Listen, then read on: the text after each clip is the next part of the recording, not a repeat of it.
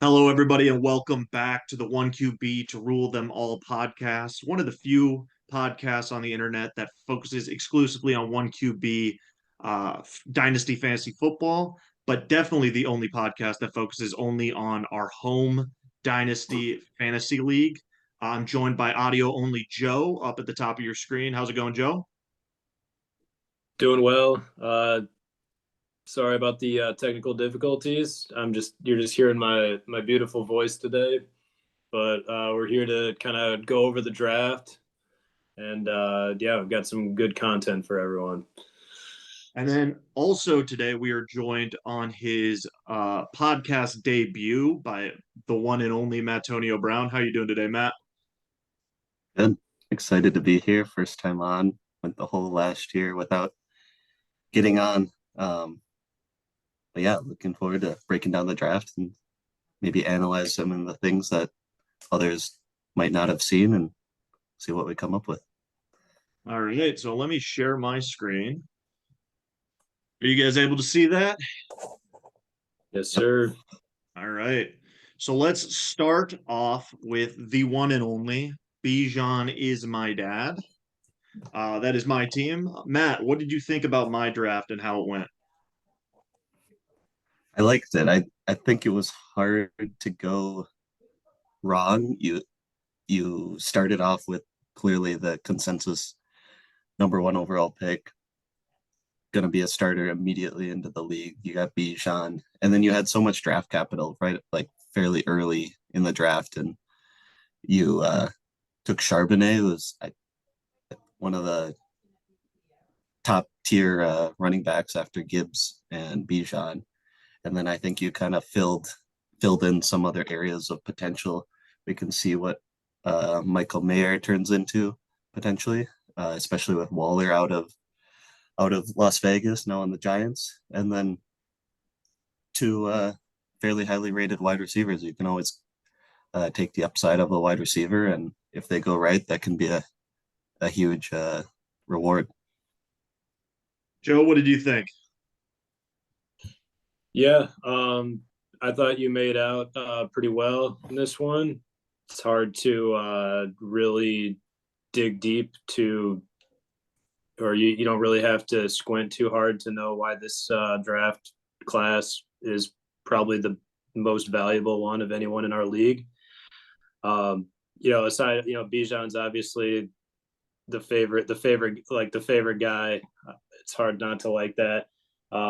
Matt mentions Zach Charbonnet.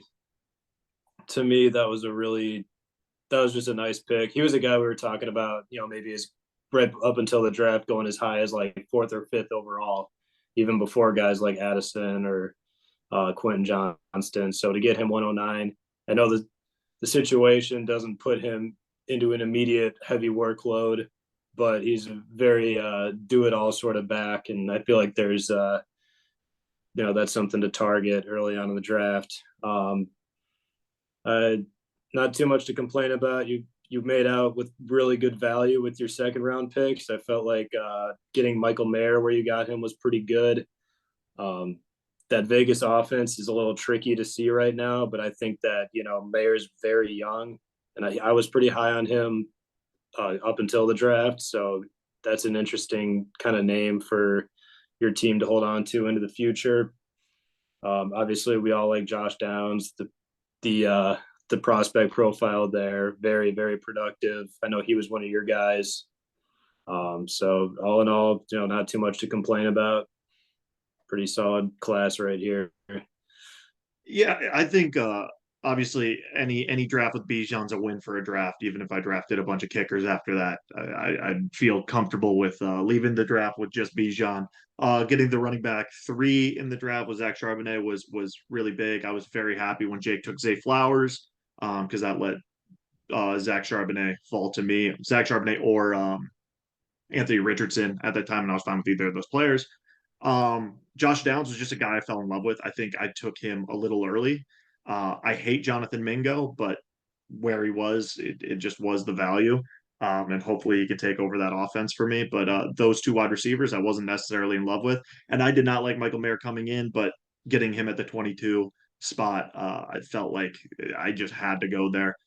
So great values with Bijan, Charbonnet, and Mayer, and then two flyers at wide receiver. I was really happy with this draft. On to we've got the Southpaw skipper. Joe, you want to take this one first as a Southpaw yourself? Absolutely. I felt like outside of the Bijan class, I felt like this was probably the best one, the one that I liked the most. Um, really, just kind of top to bottom. I feel like I'm at least like mildly excited about pretty much. Oh, I didn't even see.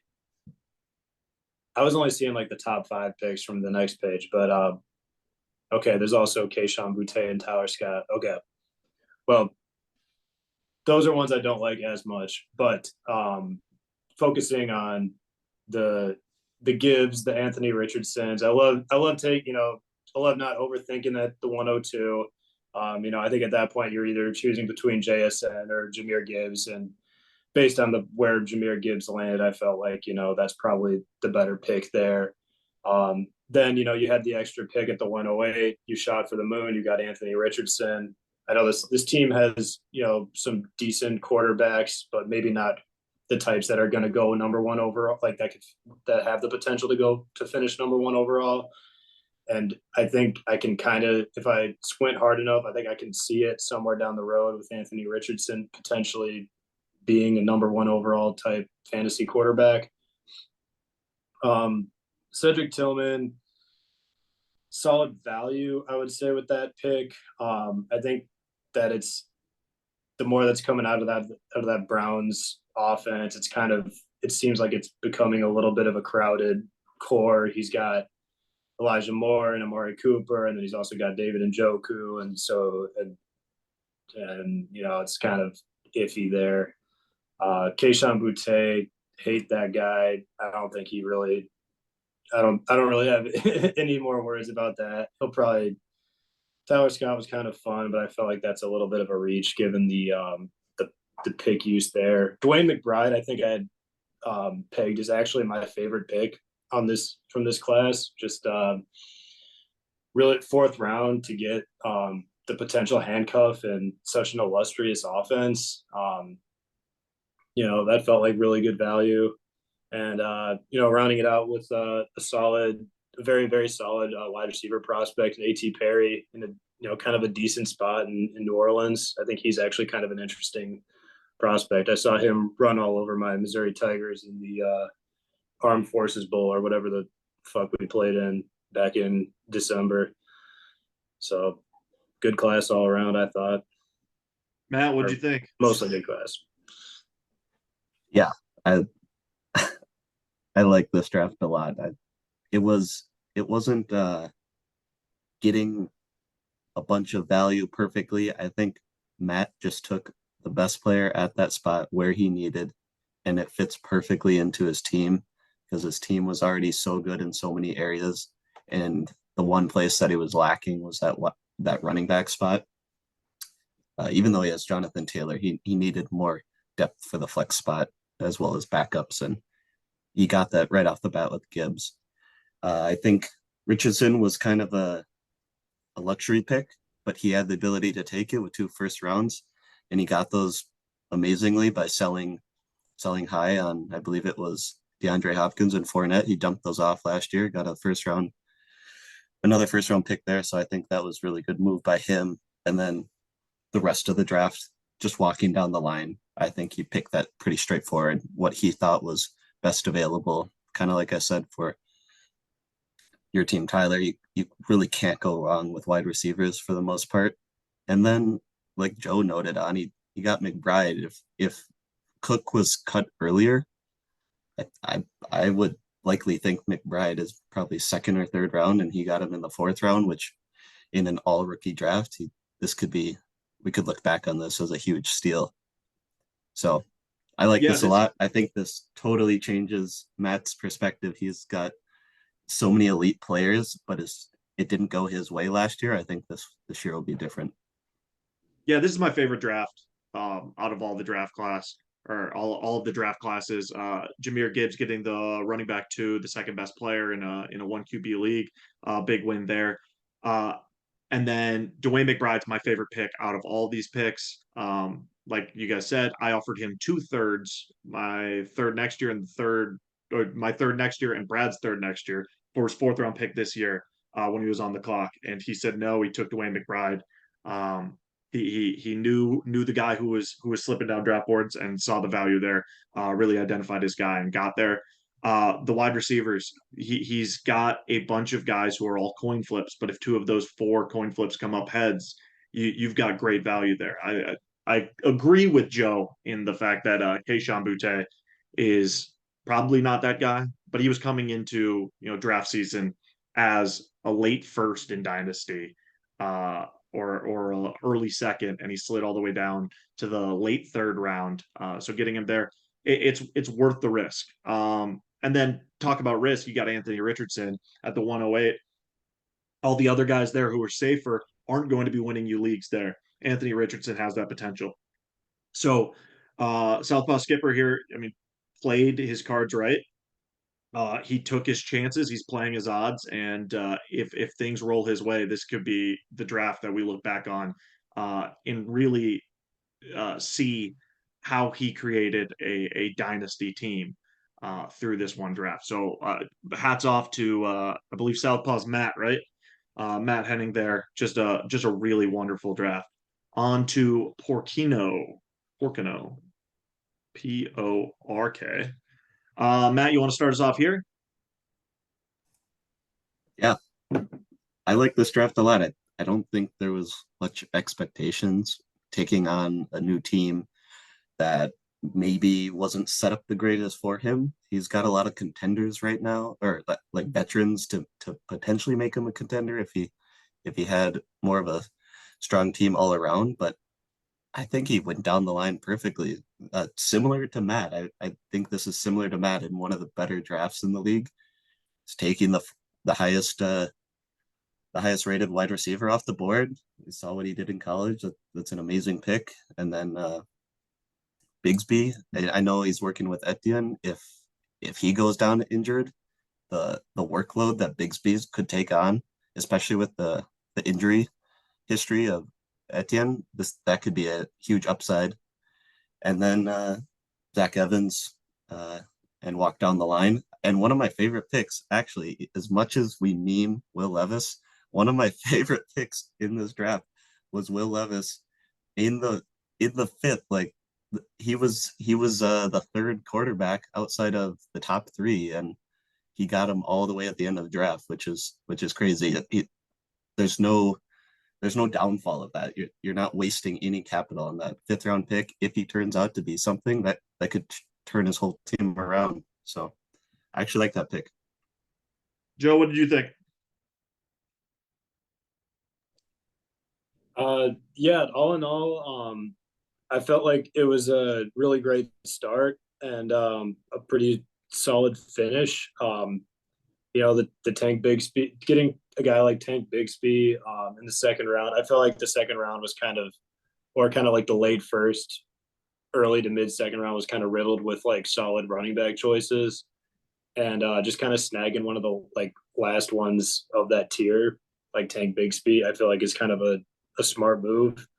Um, Obviously you can't complain about JSN. There's a reality where, he becomes like the guy in Seattle. I mean, Tyler Lockett, is as good at staying healthy as he is. He's not going to be around forever. Jackson Smith and Jigba has one of the greatest prospect profiles we've seen in recent years. He could just blow past, everyone there. Not so sure about the Zach Evans pick. I feel like that could have been a little bit of a reach. I felt like he really ended up falling down the draft board on draft day, and he's on the Rams, and he's probably going to lose a job to Sony Michel. So like, there's not much there to me from what I can tell. And I know Xavier Hutchinson was a name that people were starting to kind of get excited about. He got his Iowa State guy, so kudos to him for that. And then Will Levis, fifth round, might as well take a shot at a guy who can put some points on, who has a chance to put some points on the board. All in all, pretty solid, I would say. Yeah, for me, I think this is a draft that the value charts love. I'm not necessarily sold on it. I agree with you guys on Jackson Smith and Jigba. I think he's a stud. I think he does everything that Tyler Lockett does, but better. So once Tyler Lockett decides to hang up the cleats, we're going to see. I mean, Tyler Lockett has how many top 20 wide receiver finishes over the last several years? I think it's every year he's top 20, at least in points per game. Um, and so we know the floor for JSN. We don't quite know the ceiling with him. So getting great value there or a great player there at the third pick. But then from the rest of the draft, I think it falls off a little bit. Tank Bigsby, I liked him pre-draft. I didn't necessarily love the landing spot. Um, it seems like the coaching staff in Jacksonville is not really in love with ETN. But I just don't see a path for Tank Bigsby to be a league winner or anything like that. Zach Evans is a guy who really just slid down draft boards because he got outperformed at every single level, at every single stop that he was in college. 5-star recruit out of high school, but really didn't put it all together at that next level. Xavier Hutchinson's a guy I really liked pre-draft. Um, really solid possession receiver. But he's going to be a coin flip. He's going to be a low floor or high floor, low ceiling kind of guy for this team. And then Billy Blue Jeans. While I'll say that there is value there, getting him in the fifth round. I think Billy Blue Jeans is that bad at football that I still wouldn't have taken him in the fifth round. So he took a lot of guys that I don't necessarily like, but he picked up the value where the value was. What do we have next? I think we have Fields of Dreams, which is Get Off My Turf. Joe, what'd you think about this one?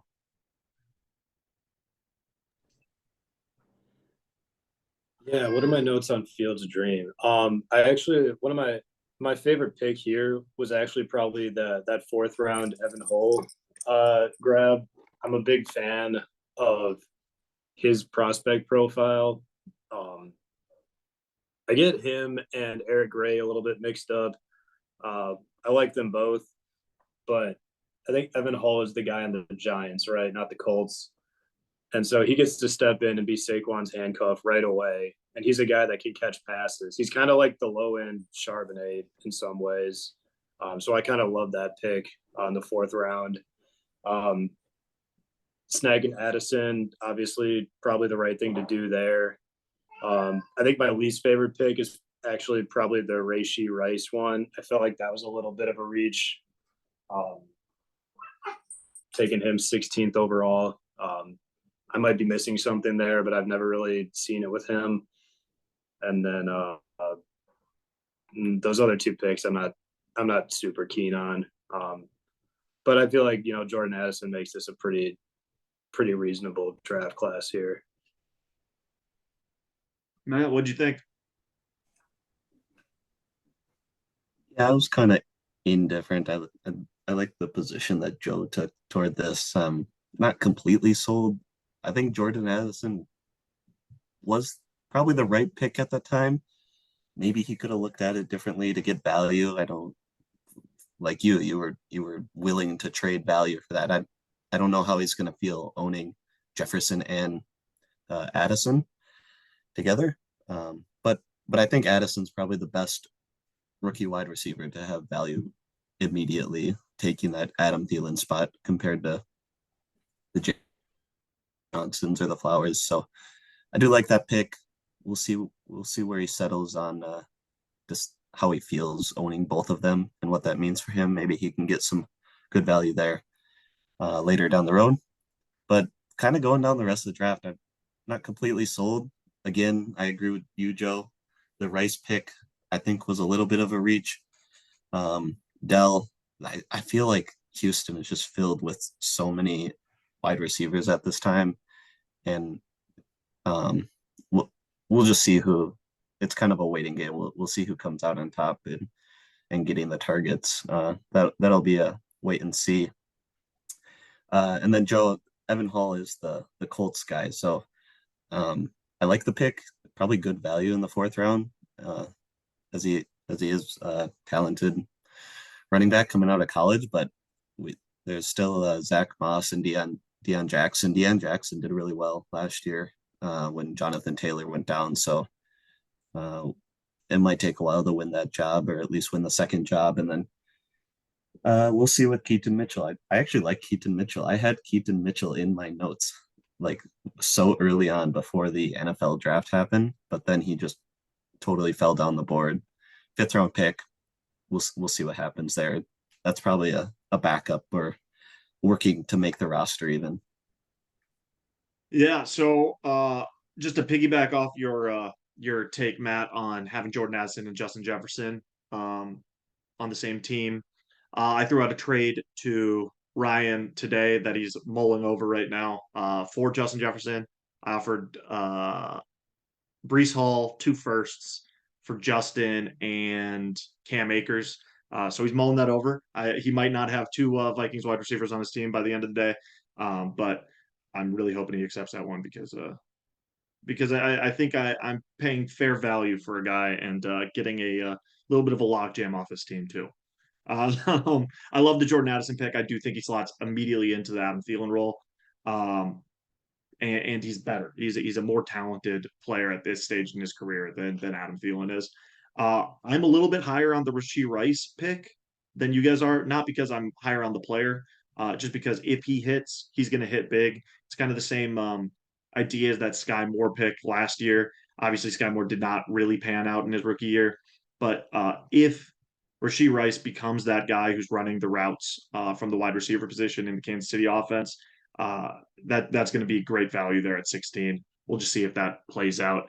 Tank Dell, I was never really high on. Don't love the landing spot, but he did get two handcuffs late in the draft, which those handcuffs will have value even if you're not competing. If the guy in front goes down, you can get future thirds. You can sometimes even get future seconds from those handcuffs. So not necessarily a bad draft from Ryan. We move on. We have Mattonio Brown. Matt, do you want to start us off and tell us about how you feel about your draft? Yeah, I like my draft. I mean, at least I hope I like what I did. That's what I'm aiming for. But um, I was I was hoping at the fifth spot that Addison was there, but I'm not complaining with Johnson. There's a lot of good things coming out about him. He's gonna immediately slot into that spot. It's always gonna be positive when you're with an elite QB. So he's got Herbert there. We don't know how long Keenan Allen and Mike Williams are going to be there. They could be salary cap cuts. There could be injuries. Those guys are 30 or pushing 30. So that's what I went with. I think that was just the not overthink it, straightforward pick. Then I jumped into the first round again through Joe, some trades with Joe. I was actually hoping to get Charbonnet there, seeing I have Walker, and I liked the the hype around Charbonnet. And I was thinking that I knew you wanted Richardson a lot, Tyler. So I was thinking it was a seventh or eighth pick, and I was thinking you're gonna take Richardson and Charbonnet is gonna fall to me. And Matt took Richardson at 8, and then you took Charbonnet. I was like, oh, it couldn't have gone any worse. But I'll take A Chain. I actually some people are not huge on A Chain, but his speed and style of play fits perfectly with McDaniels and Waddle and Hill. That whole offense is going to be running schemes and it's going to be all pace. So I'm excited. I think there could be a lot of high upside there. And then kind of going down the rest of the draft, I went pretty heavy on wide receiver. Kind of what I thought was best available there, looking at different reports. So Hyatt, Wilson, Shorter, Nakua, and then I thought I'd finish off the fifth round since I'm somewhat starting to look for tight ends with Dalton Schultz on my team. So maybe see if a late tight end can work out. If not, I'll probably look to the next draft. So I thought overall I like where I'm at, and it's exciting to see where the rookies will play out. There's hype coming out about OTAs. It'll be really interesting in a few weeks when preseason starts. It's always fun to see what your rookies are doing. Joe, what do you think? Yeah, overall, I love kind of attacking the wide receiver position here. I think it's a great place to be storing value, especially kind of in the the mid to later rounds. I felt like Matt was kind of an absolute technician, just picking us apart. I think my favorite pick of all of them, though, was probably taking Puka Nakua with that 405, that and her 45th overall, whatever that would be. Uh, it seems like there's a lot of positive press coming out of the Rams on him. Seems like Stafford, McVay, even Cooper Kupp have all been kind of praising him. He was a guy I even tried to swipe away from Matt, but it seems like Matt's also pretty high on him. Um, yeah, all in all, I like attacking the wide receiver position.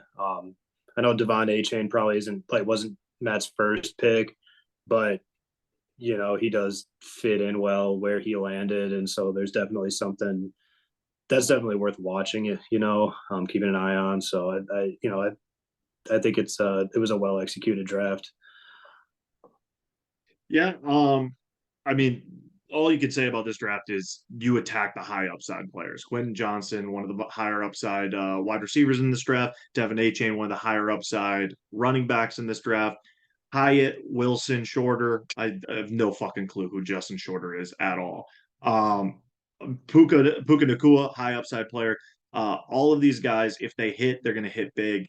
And these value metrics that are right next to their name, they all have potential of going up, which we can't say about most drafts. Not everyone really For has a team full. What's up? oh, sorry, I couldn't hear you, Tyler. Oh, Must okay. have lost audio. Yeah, I couldn't. I don't think you can say about most people's drafts that every single player that you drafted has potential of gaining value after the draft.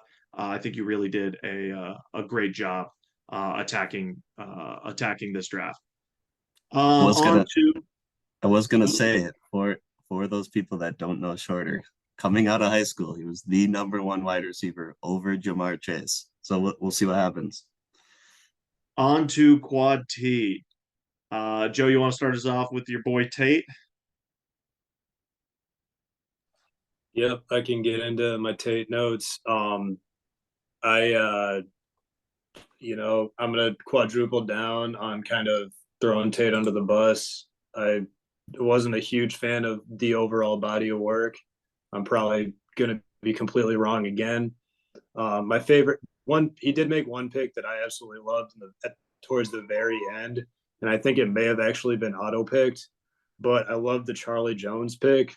My man out of Purdue, going to the Bengals. He's in a great spot. He's an excellent route runner.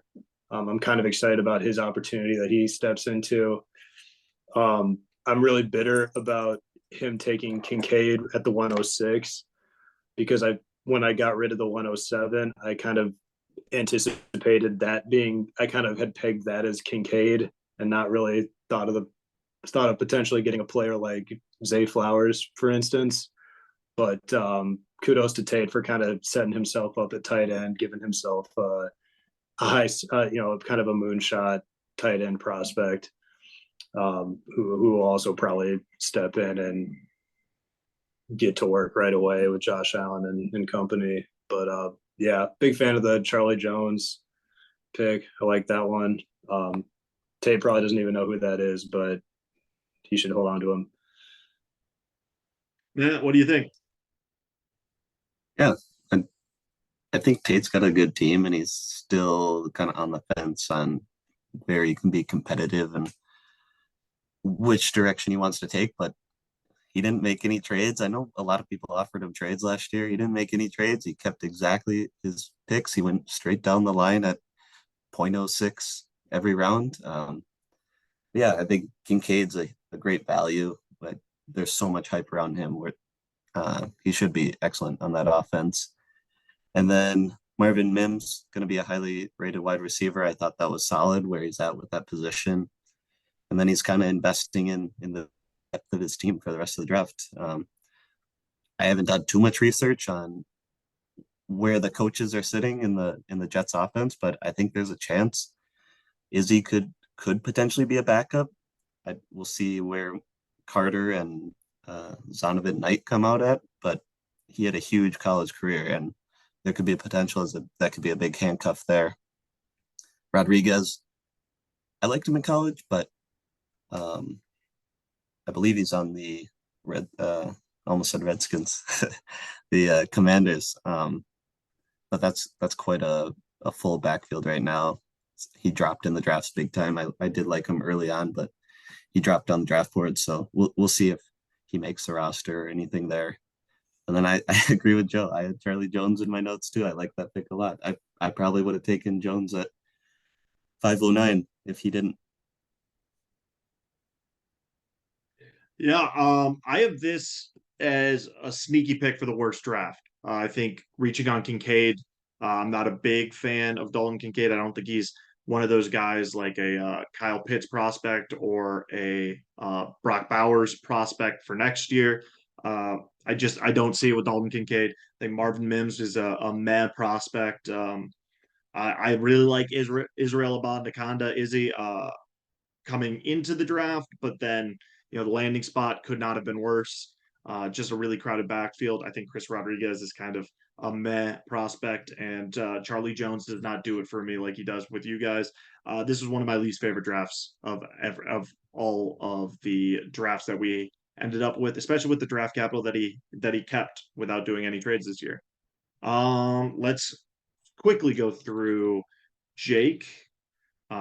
Small draft class, only 4 guys. What did you think, Matt? I'm kind of indifferent here. I don't know if he really targeted what he needed to target with the team around him. I think Zay Flowers was the right pick there. It is going to be a heavy wide receiver room right off the board, so I don't know how much effect that's going to be because you got Beckham and Bateman there, as well as Andrew taking up a lot of targets. I think Musgrave. We'll see. They drafted a couple wide receivers in Green Bay. I believe he's on Green Bay. We'll really have to wait and see. And then Hendon Hooker, I do like. I think that was an appropriate position to take him in the middle of the draft, and there is a lot of hype around him in Detroit. So I think that could be a long-term stash. And Cameron Latu, I'm really not sold on at all. I thought he probably would have just gone undrafted. Joe, what did you think? I'm a pretty big fan of the value with the Musgrave pick. I guess when I think about Jake's team, though, I believe he's got Fryermuth, and I think that kind of he is like a little bit hamstring. I think he's like it's a little bit of a logjam to have. It's almost like he has Fryermuth and then picked the next Fryermuth. Like I feel like that's kind of I feel like Musgrave's ceiling is potentially something like that. Maybe that's a bad take. That's something I just kind of came up with on the spot. I like the value there, but like my issue, I think, is just that he's already got a, a middle end, tight end one. The Zay Flowers pick, I actually kind of like the value there. He got the third. I like attacking the back end of tiers, even if it feels like they are, back into their tier. I like that Zay Flower. He snagged Zay Flowers with that 107 pick. Yeah, but then Cam Latu, not really on my draft board. I don't really know anything about that dude. And Matt covered it with Hooker. He could be a long-term stash. They seem to like him in Detroit, but he's also kind of an older guy. Like he's an older prospect. And I feel like they also are pretty content with. They might be pretty content with Jared Goff. I know that some people have kind of speculated that he might not be the long-term solution there, but I'm pretty meh. Sorry about that. A little bit of technical difficulties. That's what we get for not paying for the Zoom membership. Just doing the free 45-minute meetings. But Joe, did you have any other last thoughts on the Jake Silverberg draft before I get into my analysis? No, I think I got down to it. I can pass it over to you. Yeah, with Jake's team, I'm not a big fan of Zay Flowers. Not an early declare, not a high level of competition in college. It was the right pick in the spot. I mean, I just really think there was a massive lull in value at the 7 pick. but I did think Jake got great value with Luke Musgrave at 29. Not a firm believer in Hendon Hooker. I think there's a chance that the Lions end up, making a massive play for their quarterback of the future with their next year's draft, trying to trade up for one of the top two guys. So I don't necessarily think Hendon Hooker ever sees the field. And then, like you guys said, Cameron Latu, who and also Jake did not need another tight end. Not in love with this draft. It's one of the lower tier drafts in my opinion. Let's move on to none other than the newly married man, Everett Slava Maidab. Joe, what did you think about Slava Maidab's draft? Um, he had to. I felt like he kind of had to make do both with his draft capital and sort of what had fallen to him. Um, I think my favorite pick was probably nabbing Sam Laporta there on the second. Uh, at the very pretty much the very end of the second, I kind of like that value for him. That guy, he gets to jump right in probably as the starting tight end on the Lions. Matt can correct me. I'm not up to date on uh, my Lions camp at this point, but I figure he's probably going to be the guy there. And now I guess I can totally reverse course on my Evan Hull take and say I love the Eric Gray pick now. But but um, I like Condre Miller. I really, really, really liked him coming in, and I like that he went to the Saints. But that did kind of like result in him climbing up to the point, like his draft position kind of climbed up to like I think a little bit higher than maybe I would have liked to have taken him. But I think it probably was a pretty respectable decision to grab him there. But it's not the greatest value. He's in kind of a tricky. It's kind of a weird situation there in New Orleans. Kamara will be out of the door at some point. Um, Maybe Condre Miller like right away outplays. I'm drawing a blank. Jamal Williams. Maybe he's just the better pure runner, and he gets his foot in the door that way. But it's at the same time when you're looking at a player like that at the end of the first, it's kind of meh to me. So I like the Sam Laporta draft pick, but Darius Davis, I don't really know much about that. Is he on the Packers or Chargers. Chargers? Okay. Yeah, so interesting, I guess. Maybe. Matt, what'd you think? I Okay, the more I sit on this, I actually like it slightly more. It's still not my favorite. I did have Everett down as one of my worst drafts, and you can see it there. The dynasty daddy backs up my claim. He's in the red. Uh, the more we're discussing this the potential on this draft to actually have the highest ceiling could be off the chain. Uh, Kendra Miller, if drawing a blank, if Kamara gets the suspension and All charges were dropped against him. okay, well that makes it a little more difficult. If he was suspended, that could have been a huge upside. Hearing that though, I think that's a full committee there. That's gonna be so difficult. Kamara is obviously the talent there. Jamal Williams there now is gonna take all the short ground work, the goal line. That might be a long-term stash, which is hard to see your 11th overall pick go to potentially a taxi squad. That's not enjoyable. Yeah, I was texting Everett today about Laporta. I'm such a fan of that pick. I had Laporta ready to go in the queue in the second round. Thought there was no chance anyone was taking him because I was gonna I think I had the 2.12, the 12th pick of the second round, and I was reaching on him based on the rankings, and sure enough, the pick before me. But I was thinking about trading for him. He's already going, his value skyrocketing in keep cut trade. Everyone's aware of it now.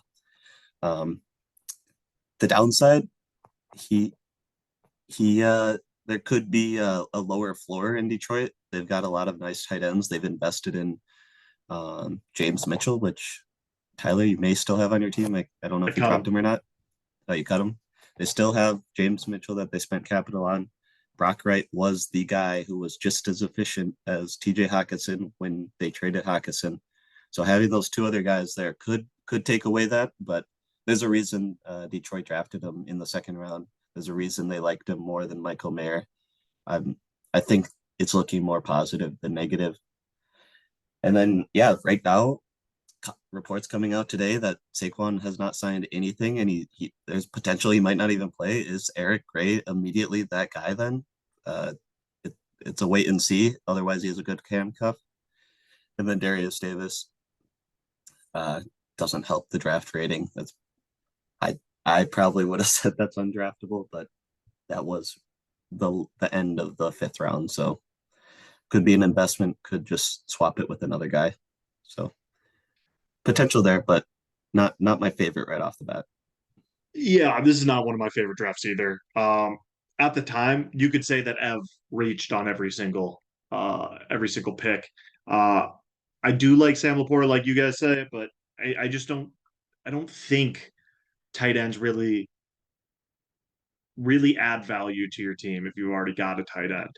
Um, Ev is one of those few teams that doesn't have a tight end, so he's hoping on Sam Laporta actually being that guy.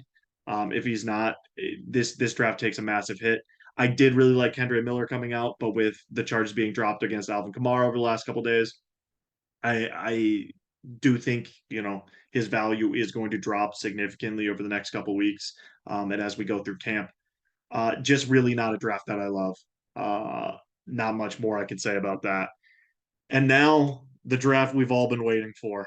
Joe, tell us about your Josh Okogie and usernames. Joe, tell us about this draft. Tell us about your guys you identified and why you took them. I took Bryce Young because my starting QB otherwise is Matthew Stafford, who is old as shit. And I took Tucker Kraft in the fifth, not being not really knowing a whole lot about him, but seeing that he had like way more keep trade cut value than anyone else. And so I just decided that that was probably a guy who had really fallen for some reason. Um, and so that was an easy pick for me to make in the fifth. Uh, but people, them down in Carolina, they love the kid Bryce Young. Um, he's a Heisman winner, I think. He went. He was the first player drafted in the NFL draft, and I picked him 13th. So all you bozos really missed on that, obviously, and yeah. And then I got a tight end because I I think I could use a dart thrower too at the tight end position. Matt, what'd you think about these two guys being selected? I mean, I feel like this could be the most neutral rating ever. You invested your capital in other places, and maybe we'll be talking about that in the next couple of years, reviewing drafts. But I don't have any complaints here. I mean, you got a high upside guy. There's a reason he went first overall, even though he's smaller on the scale in terms of his body. Uh, he creates plays. So if he can do what he did in college and in the NFL, then you got a lot of upside there. And we'll go off your explanation for Tucker Kraft. I mean, he played against NDSU. He destroyed NDSU in football. He killed that conference from South Dakota State. So they do have Luke Musgrave, but maybe they run a two tight end or whatever scheme they're deciding. So I don't have any complaints here. I mean, with what you had on two picks, I think that was straightforward. Joe, I don't know if you caught that, but Matt said in future drafts we might be discussing this. So I think Matt just solidified himself as our Matt Kuiper, our post draft analysis guy, and we look forward to having you on again a year from today to break down our next draft. With Joe's draft though, I mean, what can you say? I like Bryce Young, highest ceiling or highest floor quarterback out there. Really like the draft pick. You got your guy to start this year while Kyler's recovering. Like that pick. And Tucker Kraft is the definition of an NFL tight end. He's a guy. Lots of comps to oh, what the fuck is the Eagles tight end's name? Got it. They both went to South Dakota State. They Yes, both it's destroyed the it. laziest Yes, you. comp in the world.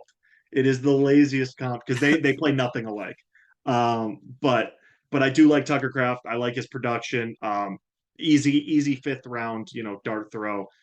See if you can get a starting caliber tight end in the fifth round, and I think you identified him. And I mean, there's no way you replaces Chig in your starting lineup, but good to have Tucker Kraft to throw in when Chig's on his bye weeks or if Chig ever gets injured. Um, I like your draft, Joe, with the limited resources. Let's move on to Bogema, the man himself, the man with 1,000 second and third round picks, or no, 1,000 fifth round picks. Matt, what do you think about Bogema's draft? Uh, I don't have too many thoughts on it. I think my favorite pick in this was Jaden Reed. He was he was sick at Michigan State. There's a lot of hype around him, and you can see his values now rising.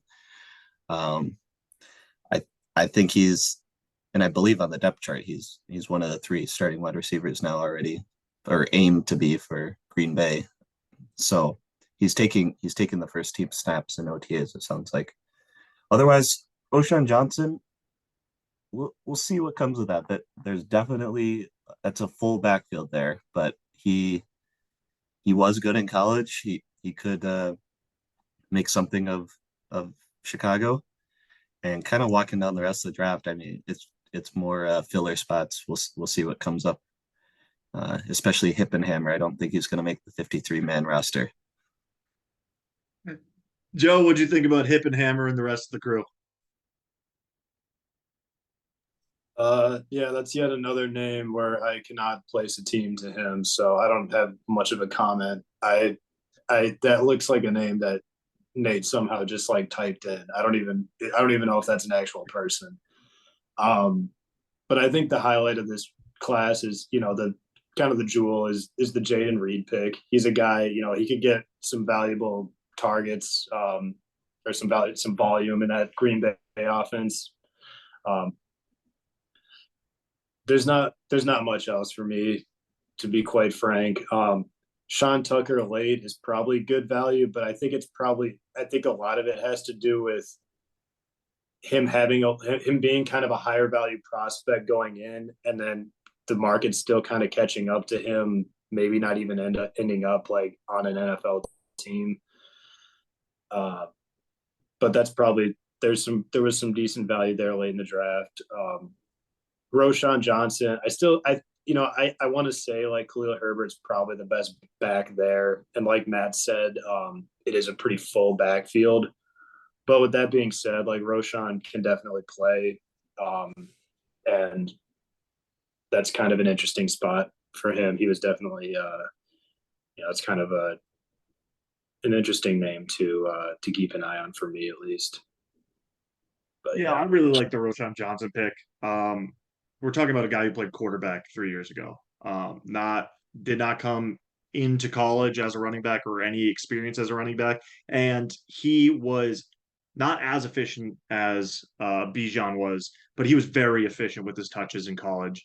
I really like that pick. I mean, he's got a 40% chance of being the starting running back in that offense. And if you told me at 17 you have a 40% chance of getting Montgomery last couple years, I'd say you'd smash that. So I think there was great value there. Jaden Reed, like you guys said, really rising up the value charts over the last couple days. A lot of people online saying that he could supplant Christian Watson as the wide receiver one in this offense, which I desperately hope does not happen. Even though I don't believe in Christian Watson, he's still a member of my team. Definitely don't want Jaden Reed to be encroaching on those touches, but seems like a good draft pick there. I love the Sean Tucker pick. The only reason he took him there is because I offered him a future fourth, and I didn't have a future fourth, and so I offered him a fifth for the next 2 years and my fourth 2 years out, and he said no, so he really squeezed me there, and then traded him for a future fourth from Ev. So a little bit upset about that. I do like the dart throw on Sean Tucker. I mean, there's what a 20% chance that he ends up being the lead back in this offense, just based on his production in college and his track star speed.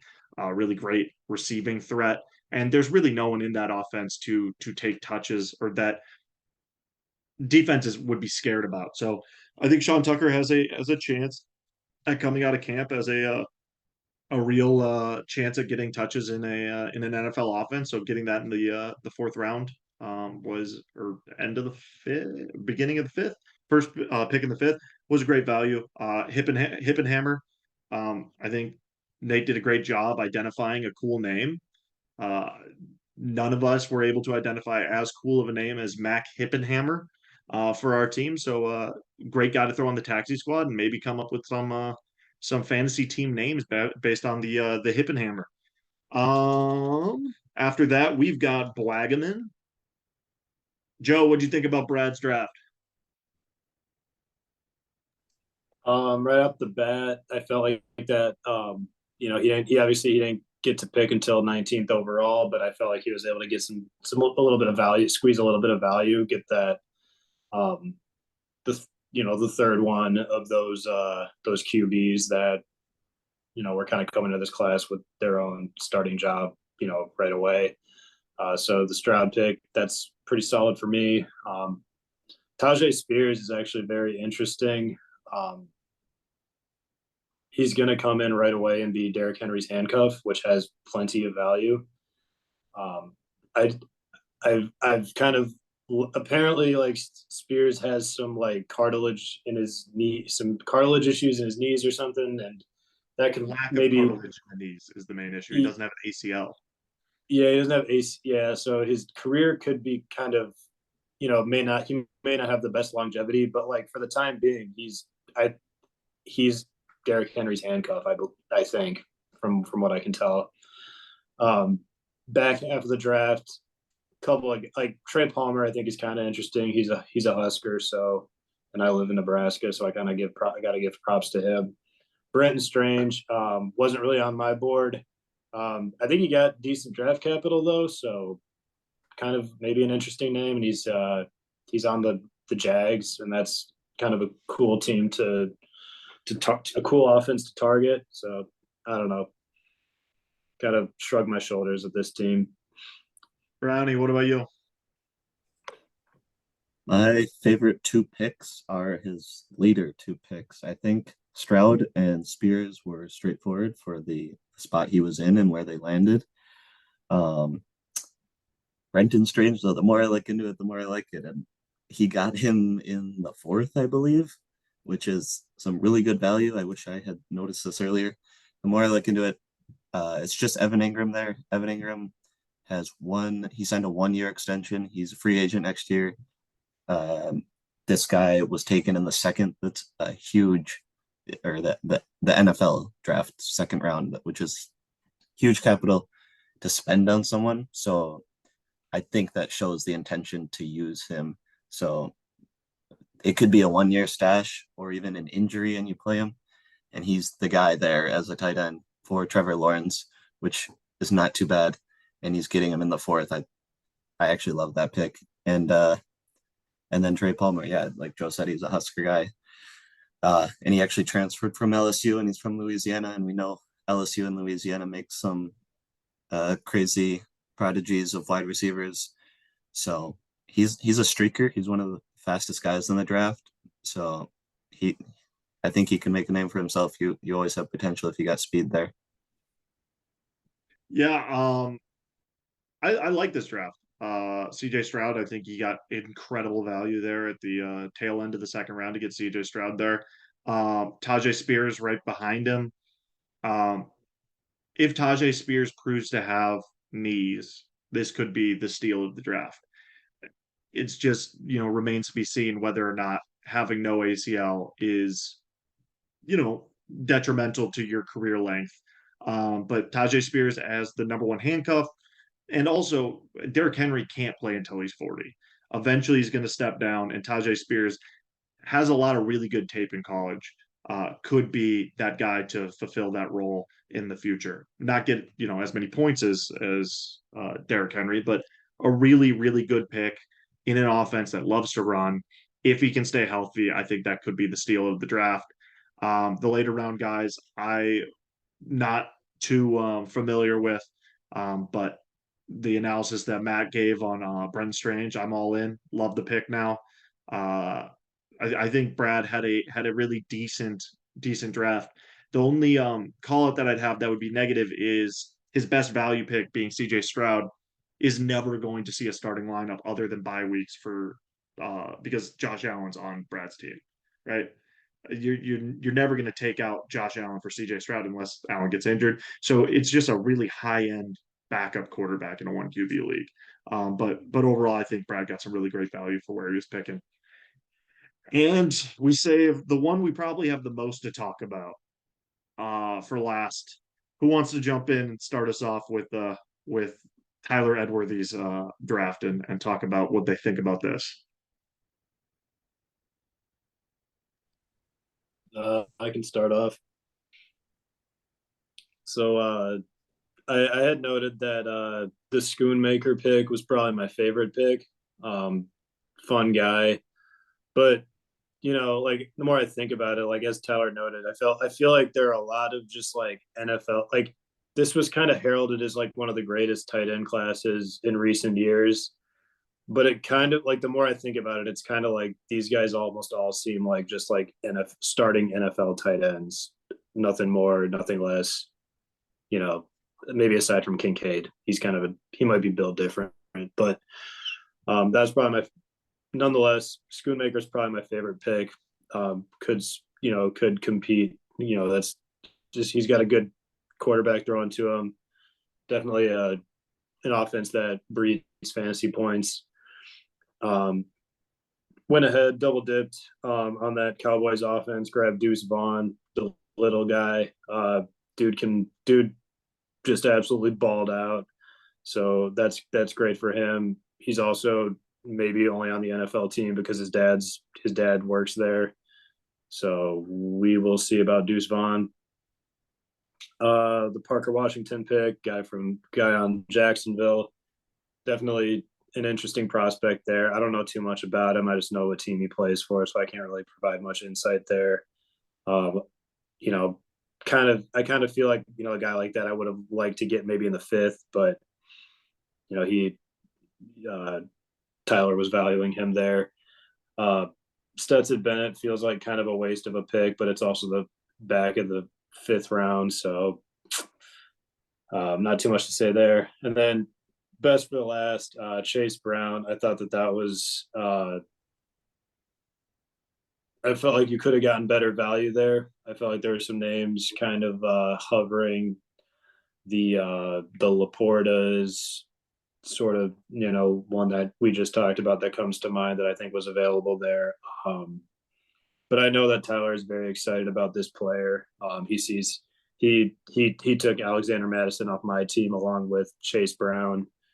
This would have actually been my pick, and I think he likes the idea of getting, a guy that could be the next Madison. And so, I think that's what he's thinking with that one there. But Matt, what do you think about Edworthy's draft? Yeah, I think my attitude toward it's probably the same as Joe's. Schoonmaker was also my favorite. He could become a solid tight end, but they're all coming out like that, like Joe said, and Dallas is full of tight ends as well. So that's a wait and see. I agree on Chase Brown. He's a workhorse in He could be a really good handcuff, but with Mixon there, I don't think that's going to be much. And at the spot he took him, that's quite a bit of capital to spend on that. And then kind of the rest of the draft, I not too impressed. Deuce Vaughn, he's just going to be like a B Tech Darren Sproles. Not much there. He's never going to be a 3 down back. He'll be in there for third downs, even if they're going to be throwing. And Parker Washington, it's kind of a wait and see. He spent a later pick on him, so if it comes good, it comes good. If not, and nothing really lost there. He's in a full team, full of wide receivers in Jacksonville, and I'm not sold on Stetson Bennett. It is the end of the round. What are you gonna do with him? Like he's essentially never gonna start. I just don't see the point there. Yeah, the note I have for this team is Tyler left the draft. He's the only player or only team to leave the draft with potentially zero starting caliber players. And I'm not even talking about fantasy starting caliber. I'm talking about NFL starting caliber players. Schoonmaker, there's a chance that Dallas leaves camp and Ferguson is the starting court or starting tight end for that team. Chase Brown, unless Mixon gets cut, is not going to be starting. Deuce Vaughn, I have a better chance of starting in the NFL than Deuce Vaughn is. I've got a bigger body. I can take more punishment. Parker Washington, I love him. I watched 2 Penn State games this year, and it seems like him at the point of or at the catch point is elite at high pointing the ball for a smaller guy. But can he do it over NFL talented corners or safeties? I don't know if that necessarily translates. Um, this is by far he has less draft capital than most other teams. By far, my least favorite draft out of all of the drafts. Stenson Bennett is a guy. He's just a dude. I know, my wife's a bulldog. I shouldn't talk ill of them, but he's never going to start an NFL game. Parker Washington's going to be, a fourth wide receiver on some team. Deuce Vaughn is going to come in on some third downs, I guess, but like, can you really trust him to pass protect? So he's only going to be running like what 12 routes a game. He's not going to uh relate or he's not going to realize any fantasy points in my opinion. Chase Brown's the only guy who I can see being fantasy startable in the future. I mean Schoonmaker as well, but this draft was just an utter disappointment from Edworthy. Really did not like what he put together. Um, Before we wrap it up, do we want to just go around the horn and talk about our favorite draft and our least favorite draft? Matt, you want to start us off? Uh, yeah, I actually had Slava and my dog Everett. I had you as my least favorite, but after the discussion we just had, I'm gonna change it. I'm gonna change it to I can't fight the ceiling. Tyler Edworthy. The fact that he has TJ Hawkinson and he's spending a high pick on Shoemaker is just that baffles me. And his team is all vets. It's a win now team. He's got to be looking for the future. He's just filling the gaps with the rest of his picks. He should have been either trading for capital or going just highest ceiling possible out there. And just looking at the draft board, there's all these other guys around these players that he picked, and I'm gonna say that's my least favorite. Do we want to go around with all these favorites or come Yeah, back? we'll go least favorite, Joe. Uh, just to say something different, I feel like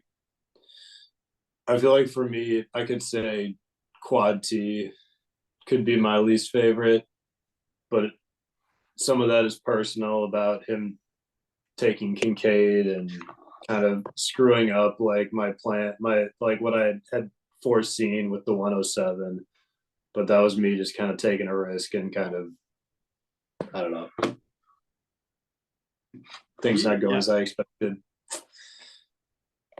yeah, and I already torrented Tyler enough for my least favorite. I'll throw a couple honorable mentions that I had. Quad T, like you touched on, Joe. I think it was just a little bit of reach at every spot. And then Everett, same thing. It seems like a reach at almost every single position. But neither of them hold a candle to how poorly I think Tyler Edworthy drafted. Matt, you want to go with your favorite draft? Yeah, I don't really know who to pick. I got a couple favorites, but my number one was uh Juana Fanta. Tyler, you got Bijan, you got this consensus uh generational guy, and then you just went down the list with the capital you had. Your four of your five picks are in the top of the draft, so you just went down Charbonnet, Josh Downs, Mingo. Like these are all potentially starting guys, or they will be in the near future. That's a great investment, and then a huge value with Michael Mayer later on. But you really can't go wrong there. My honorable mentions that I was also considering Porcino for the situation that he came in, and he went just down the line on what he needed. So I think he's set himself in the right direction for the first year coming in. And then another honorable mention, Southpaw Skipper. This draft has, I think, made him a serious contender, and he went down the line on what he needed and got some upside. Joe, what's your favorite draft? Other than yours, obviously. Oh, I'm not prepared to say anyone other than mine. Um, no, it's easy for me. It's Southpaw Skipper for me. And even the more I look at it, the more I like it. I'm even like, I like the one kind of thing that I like is that like they didn't buy into the whole tight end hype of this year. They just like, attacked the core positions. They got good players. They're just all good players that this team walked away with. So for me, that's the one I look at, and I'm like, yeah, that's my favorite class pretty easily. Yeah, I'll go. My two honorable mentions were myself. Obviously, leaving with Bijan, it's a win in itself. And then I do have to put down Mattonio Brown because I don't want to come back to this video 3 years from now and see that all of your high upside players hit, and you clearly just end up with the best draft by far. And not talk about that. You've got such high upside players that if they do hit, you've got a team that's really going to set you up massively in the future.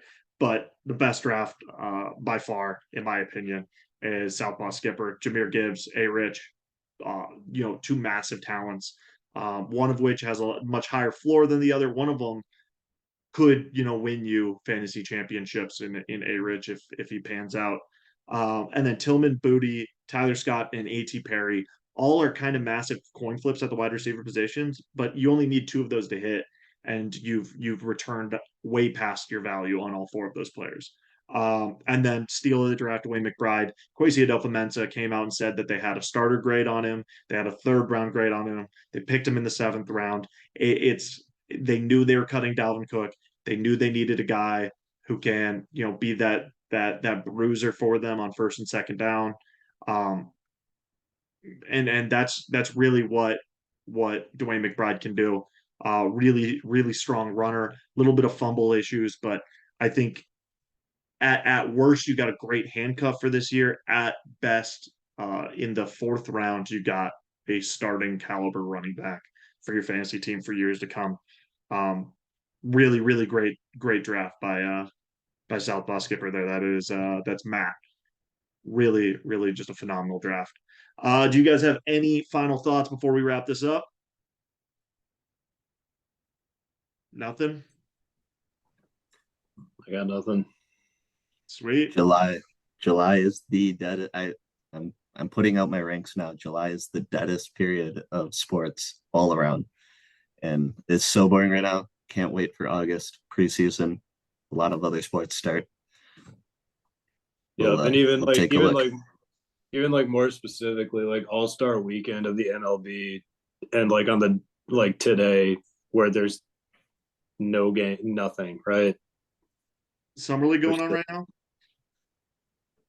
yeah, Yeah, summer league. we got a little bit of summer league, but August is that turning of the leaf. Every major thing starts to flow in again. Joe, what's your to end off the episode, what's your Josh Minot, Leonard Miller take? Um, Got to get them both minutes. Got to squeeze them in. I think they both are. They're both ballers, and I'd love to be all in on Leonard and Josh. Who's your favorite of the two? I got to go with Leonard. Damn straight. He is a stud. He's Jared Vanderbilt, but better. I am so excited to get a Leonard Miller jersey one of these days. Uh, big fan of the value that Tim Connolly got in that draft right there. He's my big Yep. winner in any draft ever. All right. Well, that is it. We're an hour and 30 minutes into this, so we'll wrap it up there. Thank you for watching. Thank you, Matt Brown, for joining the 1QB to Rule Them All podcast. It's a pleasure having you on for the first time. Thank you. Hope to be back. Joe, thank you as always for joining with me and breaking down this league. It's always a pleasure. Yep. Thank you very much. Always. It is always a pleasure. All right, y'all. Have a good one. Bye. Peace. Bye.